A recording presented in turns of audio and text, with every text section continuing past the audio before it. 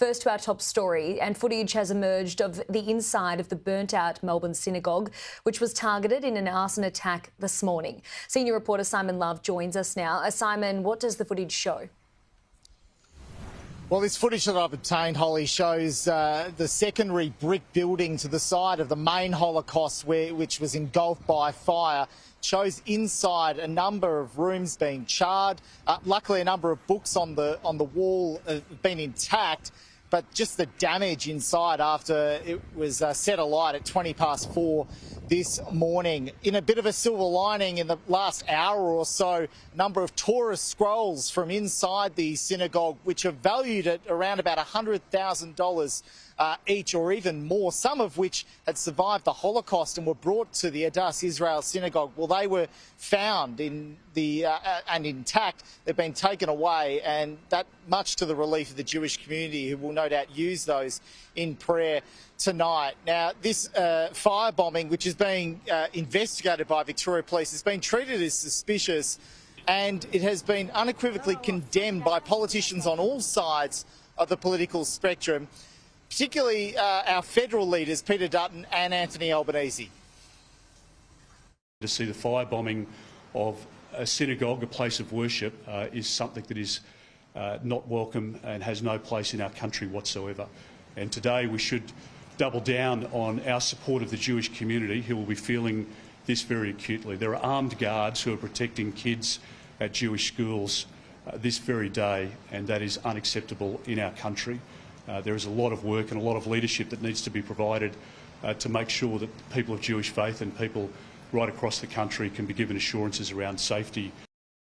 This is an act of hate, and it's something that should not occur in Australia or anywhere else for that matter. An attack on a synagogue is an act of anti-Semitism by definition. They're liaising at this point. VicPol are the lead organisation at this point, sure. But obviously the nature of this, and this is clearly an act of anti-Semitism.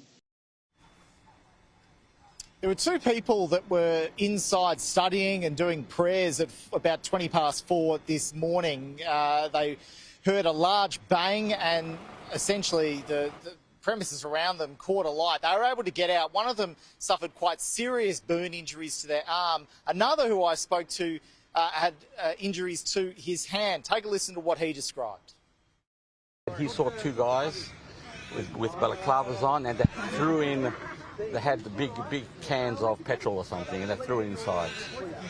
And he scrimped at them, and they ran away. Now, in the next hour, it's expected that Victorian Premier Jacinta Allen will attend this scene and speak with a number of community leaders. In the last hour or so, we've seen John Prosciutto, the opposition leader here in Victoria, attend, and he was shown those scrolls by his colleague, the Deputy Leader of the Liberal Party and also local state MP David Southwick. John Prosciutto's condemned this attack. He's even gone as far to say that state parliament should be resumed earlier so that it can consider anti-vilification laws that were moved in the lower house in the final sitting week of the year. So quite a strong call there from John Prosciutto. We can't have in Australia, let alone Victoria, let alone Melbourne, this kind of violence. And it's totally unacceptable. It's an abomination. The Jewish community here in Melbourne is a community that needs support at this time. And I think this latest incident, this latest egregious act of violence against the Jewish community is not only anti-Semitic, it is a threat to everybody. Now, the Police Arson and Explosives Squad are leading this investigation. They've been consulting with counter-terror police as well. The AFP have also been speaking with Victoria Police. Full resources of police are on this, at least they say. And no doubt there will be increased patrols and security at a number of synagogues and venues across this community. This is a tight-knit Jewish community in Ripponlea, in Melbourne's southeastern suburbs. And no doubt this has come at quite a shock to them, Holly.